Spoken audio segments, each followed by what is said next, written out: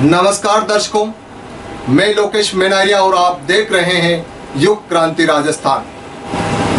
दर्शकों, यातायात के लिए रोडवेज को सुरक्षित वाहन माना जाता है, लेकिन सोमवार को एक रोडवेज में बैठे यात्री उस समय असुरक्षित महसूस करने लग गए जब रोडवेज भिंडर उपखंड क्षेत्र के बांसड़ा गांव पहुंची थी।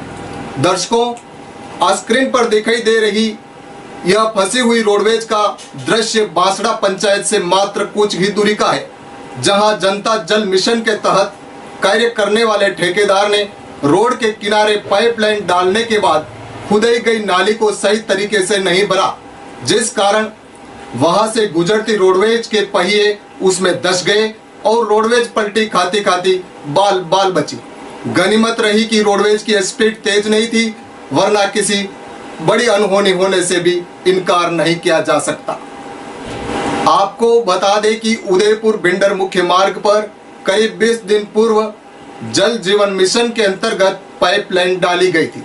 भिंडर उपखंड के बांसड़ा गांव में यह पाइपलाइन उदयपुर भिंडर मुख्य सड़क के शोल्डर पर डाली गई थी, लेकिन पाइपलाइन डालने के बाद ना तो ठेकेदार ने उसे सही तरीके से भरा और ना ही उस पर रोलर घुमाया।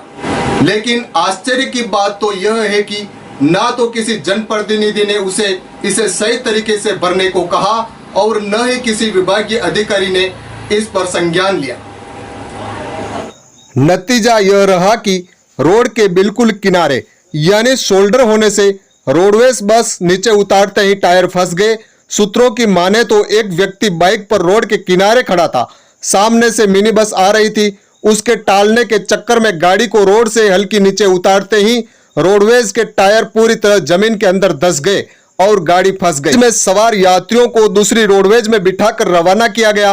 वहीं करीब 2 घंटे की कड़ी मशक्कत के बाद फंसी हुई रोडवेज को जेसीबी की सहायता से बमुश्किल निकाला गया।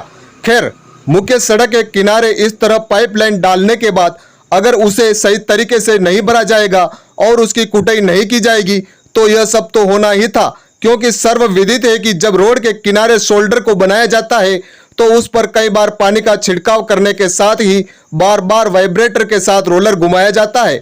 उससे पहले उस पर बड़ी कंक्रीट भी डाली जाती है, तब जाकर शोल्डर कंप्लीट होता है।